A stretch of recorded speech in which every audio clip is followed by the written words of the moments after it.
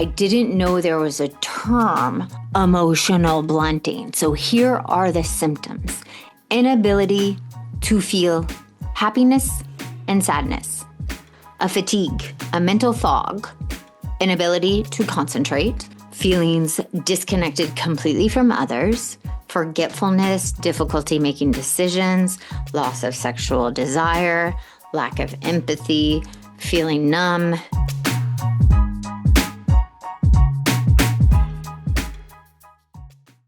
Shh. Welcome to the Secret Life Podcast. Tell me your secret. I'll tell you mine.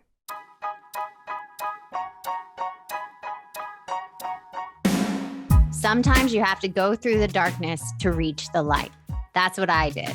After 12 years of recovery in sex and love addiction, I finally found my soulmate, myself. Please join me in my novel, Secret Life of a Hollywood Sex and Love Addict, a 4-time bestseller on Amazon.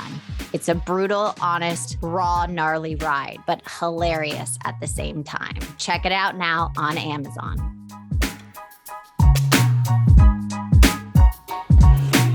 Welcome to Secret Life Podcast. I'm Brianne Davis-Gantt. Today I'm pulling back the curtains of all kinds of human secrets. We'll hear about what people are hiding from themselves or others. You know those deep, dark secrets you probably want to take to your grave? Or those lighter, funnier secrets that are just plain embarrassing? Join me each week as we take a deep dive into one subject matter, exploring the how, what, when, where, and why of it all. Get ready for a more focused, more revealing journey of the human experience. This is Secret Life, and I'm excited for you to join the ride. Today, we are talking about dun dun dun, emotional blunting. Yeah, I never heard about it either. Seriously, I was doing some work around like emotional numbing and things like that because I wanted to see what other things people use to numbing out. And I kept running into emotional blunting, and I've never heard of it. In all my years of the work I've been doing, I've never heard of the term emotional blunting. In my therapy of 20 years, in the therapeutic community I work with addiction, especially with numbing out, with all the training and all the education, I've never heard of emotional blunting. So I wanted to talk about it. Emotional blunting refers to a limiting variety of emotional reactions or absence of emotional reactions.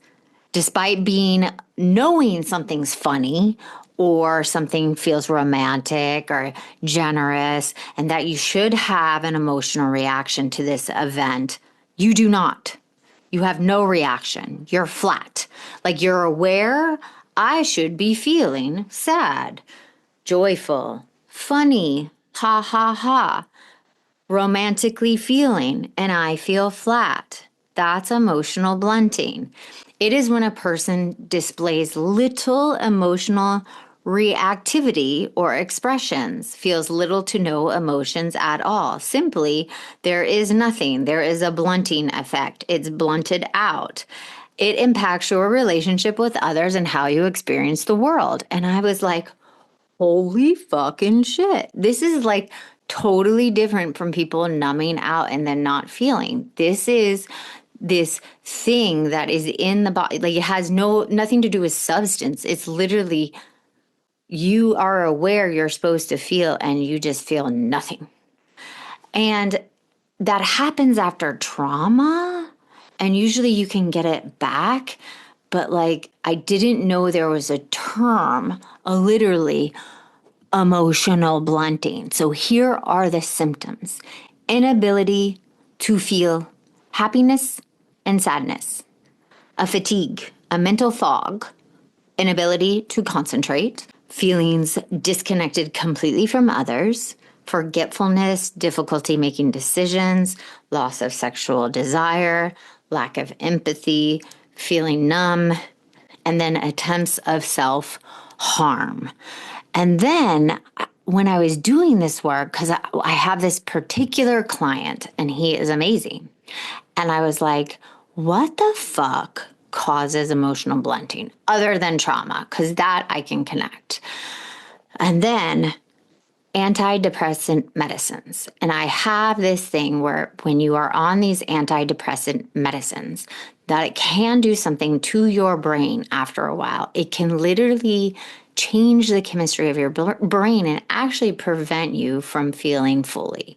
And kind of like, that's the job of the antidepressant medicine. Like I don't love them. I do believe sometimes when you are born, like you're missing the chemical that helps you produce a certain amount of dopamines that then you need that support and help. But majority of people that are on antidepressant medicines, they just have been pushing down feelings and they need to just feel that sadness to get it out, and then they can learn to regulate and then work through it. Majority of people I work with, they get off that medication and then they are functioning full humans and have human experiences and go through emotions and feel sadness and joy, and they can literally, they're fine with it. But if you're on this medication too long, it can blunt you out. It can flatline you. You can actually do damage where you never actually feel. And I have seen this happen. And that's where it was like, these medicines are dangerous. If you are on them too long, you literally flatline your emotions and nothing's exciting. And this has been happening, I realized. Older generations that have been on antidepressants, they are now feeling, even around the holidays, I've been seeing, a lot of them are like, I don't get excited about holidays. Like feels like it's nothing now. And I kind of was talking to one of them and being like, you've been on Prozac a really long time. And when I saw this and I looked up, does it have to do with antidepressants? Can that be a cause of it? And it was the number one. So if you've been on antidepressant medicines and have not been feeling, or you should think something's funny or joyful or happy at Disneyland, let's say, or it's a holiday and you feel nothing, it's your birthday, I would start looking into, maybe I've been on this medication too long. Maybe I shouldn't, and maybe I should allow myself to fully feel. And I'm not saying this for everybody. Take this with a grain of salt. This is just my opinion. I'm just saying this is one of the major factors of emotional blunting. And it's scientifically proven. Another thing is major depressive disorders, MDD. Another one is post-traumatic stress disorder, schizophrenia, borderline personality disorder. And I've seen this a lot in my borderline patients, that they all have emotional blunting. They all are flatliners. They cannot fully feel anything unless it's intense and extreme emotion like euphoria. And lastly, substance abuse. When you are a substance abuser, you have released so many dopamines at times that you cannot feel normal emotions. And when you are around normal things, they feel flatlined. So how do you get this diagnosis? This is what I was looking up. How do you get diagnosed with emotional blunting? It's not considered a medical health condition. It's more considered like a symptom of an underlying physical and mental cause. So if you're experiencing some of this, it's like a symptom of something else. And you have to go in and see if it is borderline, if it is unresolved trauma. And then you can start peeling back the layers. Because like I said, it's this feeling of not being able to feel happiness, mental fog, fatigue, disconnection, numbness. So if you have more than 5 of these, you should maybe go talk to somebody, because these symptoms get worse and worse over time because it's a numbing of emotional experience. They do not get better. And it includes how you feel internally. So a person, how they feel internally about themselves. It's a blunted effect of all feelings, and it actually can affect their face. If someone is around people that are laughing, there's no emotion. And there was this one couple that I was talking to one time, like she said, I say I love you. And he like says it back and his face is like flat. That's what it is. It's defined by an inability of even expression on the face and behavior and even the forms of communication. Like when he communicates, I love you, the words aren't even saying I love you. Like there's no emotion behind it. So this is very common for all those things with the post-traumatic stress. It's like a flat effect.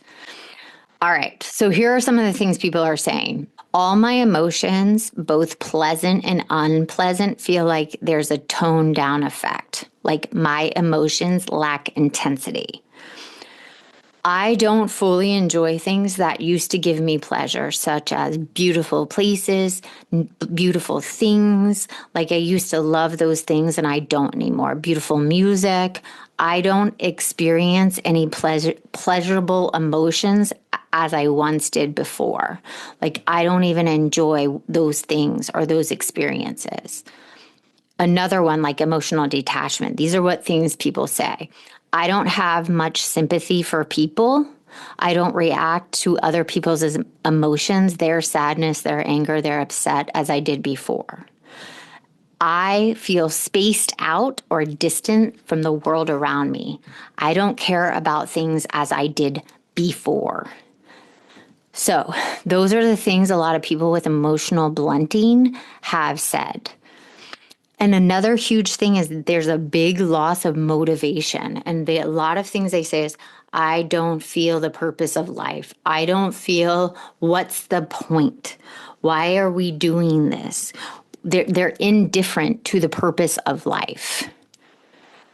So if any of this is ringing true, I really think you should look into emotional blunting, because it seems like a big force behind this not feeling and not connecting that I'm seeing is the overprescription of antidepressants, people being afraid of feeling, not going in and getting help, and not wanting to talk about the flatlining effect of being disconnected and not fully feeling, why don't I feel like how everybody's displaying how they're feeling?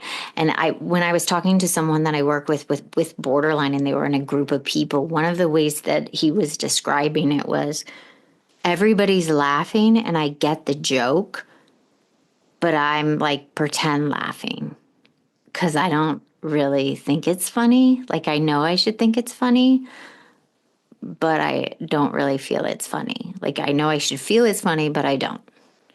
So if you're having any of these thoughts, it's called emotional blunting. And I would really encourage you to go talk to somebody, because there is a way to work through it. And I'd never heard about it. So I just wanted to share this information. It was new information for me and a new term.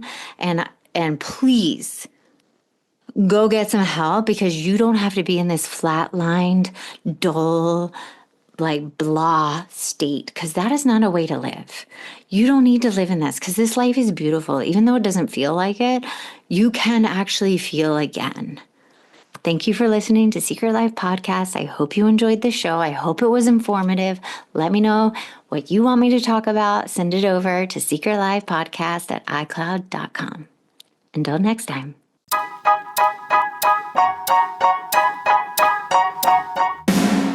Thanks again for listening to the show. Please subscribe, rate, share, or send me a note at secretlifepodcast.com. And if you like to check out my book, head over to secretlifenovel.com or Amazon to pick up a copy for yourself or someone you love. Thanks again. See you soon.